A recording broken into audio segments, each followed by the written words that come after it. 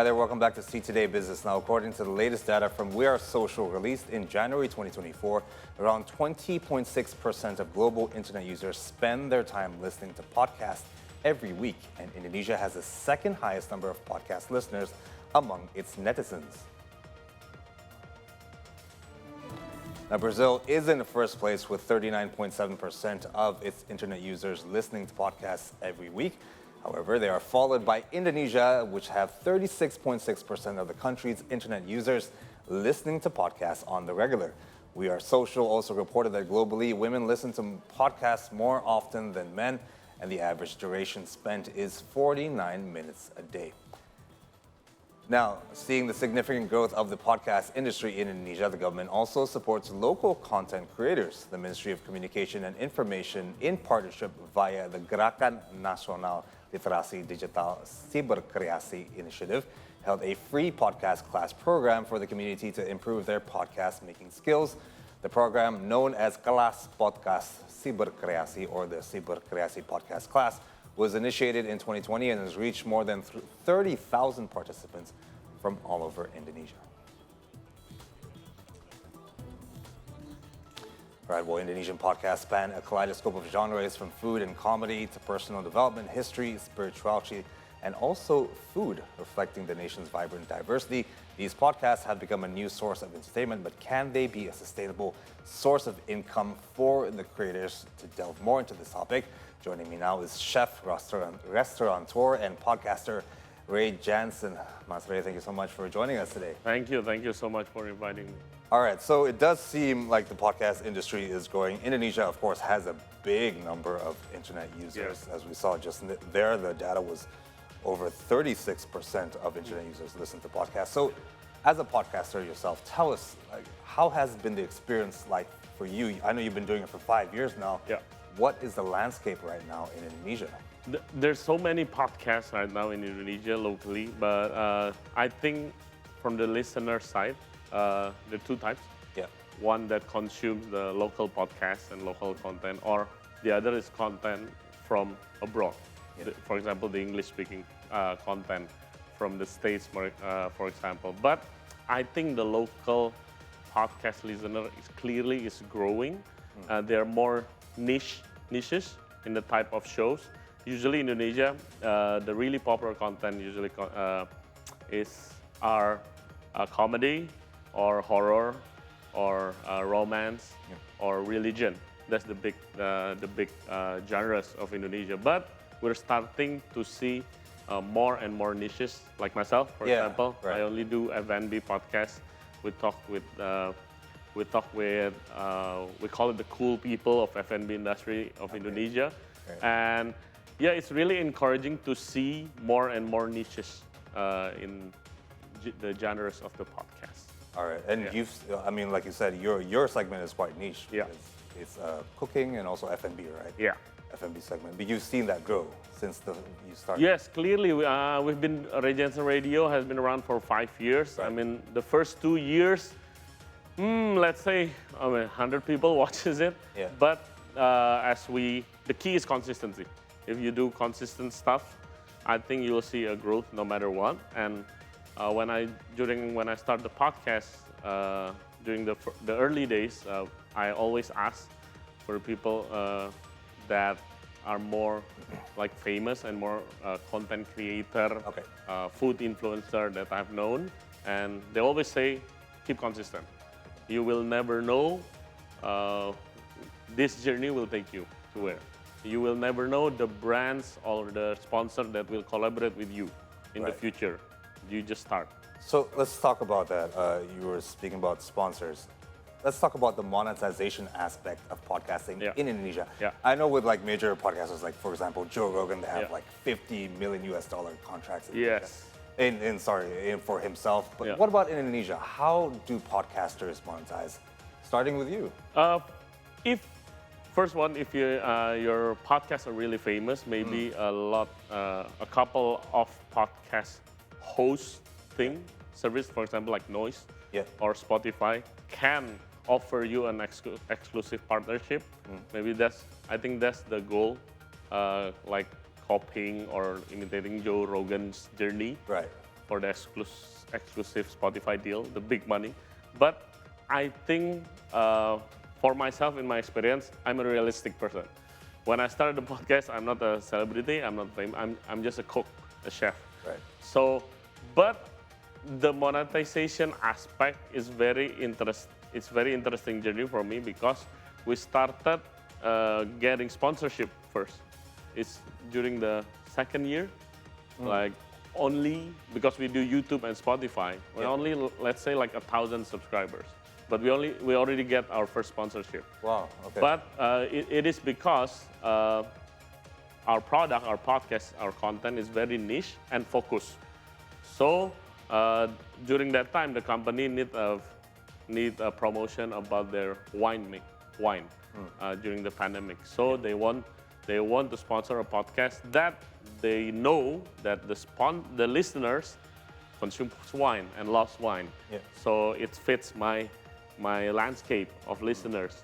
So that's the monetization aspect. Our podcast is audio visual as well. So there's YouTube with a certain standards. The rule changes every day, but usually, in my case, it's 1,000 subscriber and 4,000 watch hours. Then you can open an AdSense account. Okay. Yeah, but sadly, for Spotify, I haven't I haven't met a podcaster who collaborate with Spotify. I don't think Spotify have a monetization program yet in Indonesia, but there's also other countries they have started. Yeah. Right, but as you were saying, in the second year, you already got sponsors. Yes. At 1,000 subscribers. Maybe this question would be interesting to those at home who are not celebrities. They want to start their own podcast. But it seems there is a monetization and a money-making journey to be had from sponsorships. Now, you said you were a niche, but have you seen those sponsorships grow for you? I think we were talking before the show, and you were saying how banks are now approaching you as well. Yes. I mean, so my advisors and my mentors are right in the first place when they talk to me, like, you will never know which this journey brings you and what sponsors will collaborate with you. Yeah. I mean, 5 years ago, if you tell me, okay, Ray, start the podcast, in 5 years you will work and collaborate with banks. I say, what? Because I'm a chef, right? And I only talk with F&B people. Yeah. So the way, like, for example, banks and some financial institution wants to promote their program, that is suitable for F&B industry. For example, the EDC machine, where you can pay your food with credit card or debit card. They want to spread the words about their program, the specific EDC machine, and they want to spread the words for restaurant owners and chef who owns a business. Because I think F&B transactions is huge, especially in the big cities of Indonesia. So yeah, they approached me, and we're trying to work together. But not only that, we got approached by financial institutions. We got approached by a kitchen equipment provider. We got approached by coffee, one of the biggest coffee suppliers in Indonesia, which first I find very surprising, but yeah, thankful at the same time. Right, so being niche has its yes, positives, of course, right? of course. Okay, now this might be an odd question for me to ask because we are on TV, but traditional media, say including radio, has seen decline in revenue. Yeah. Do you see that maybe now companies who want to advertise, are they targeting more towards like podcasts? How do you see that? You know, are they more? How has the feedback been like? You know? Yeah, I see. It's encouraging for me because when I talk to the companies, like I was during the first sponsorship, I was as surprised as anybody, and I talked to the company who sponsors me. I want to know why you sponsor me. Nobody watches my show. Right. Like not enough people watches my show for you to sponsor me but a lot of companies that we work with is trying, first of all, soft selling. They're not planning to do like hard sell, which usually done in advertising in TV or radio. They want to do soft selling. They want to, and as a podcast, you can tell the story more behind the product, and you can discuss it with the person, with the business owner himself or herself. He can share the their company vision, their company mission, their product, and promote and their program at the same time and talk in details. Usually, for like TV or radio, the guests have limited time because the schedules are full already, right? But podcast, you can delve into a really deep topic for hours for one episode. Yeah, I think that's the trend now. It's starting soft selling and more exploring more about the stories behind the product or the program itself. All right. So just a last question. How do you see the future of podcasting in Indonesia, including from your own experience or maybe goal setting? Yeah, I think podcast is growing rapidly. I think we're seeing a rapid growth in the Ray Janson Radio podcast. We've been gaining subscribers like crazy and followers like crazy, which is really encouraging. That means the podcast listener are maybe now looking for something more than entertainment when watching or hearing, listening to a podcast. Yeah. They want to hear more, like maybe from my side, I always think our content is also, other than entertain, we're trying to educate people about Indonesian food culture as well. So I think there's a big opportunity now and in the future for more niche podcasts. For example, if you look the podcast market, the industry in the States, for example, there's all kinds of niches: food, house plants, finance. They all podcast about beer only, about cars only. And I think Indonesia is starting to go towards that, which is very, very good. Right. And so that means anybody can do a podcast. The rule is you have to know what you're talking about. We just talk about your daily life, your hobbies, and your passion. You don't need to be an expert, but you need to love it to talk about it, and you have to know what you're talking about. Anything. First few years, maybe you're discouraged. Maybe less than 100 people subscribe, but the one that subscribe to a podcast, niche podcast, like I read somewhere that is more loyal usually from the one that subscribe, for example, to a huge podcast with celebrity or famous people in it.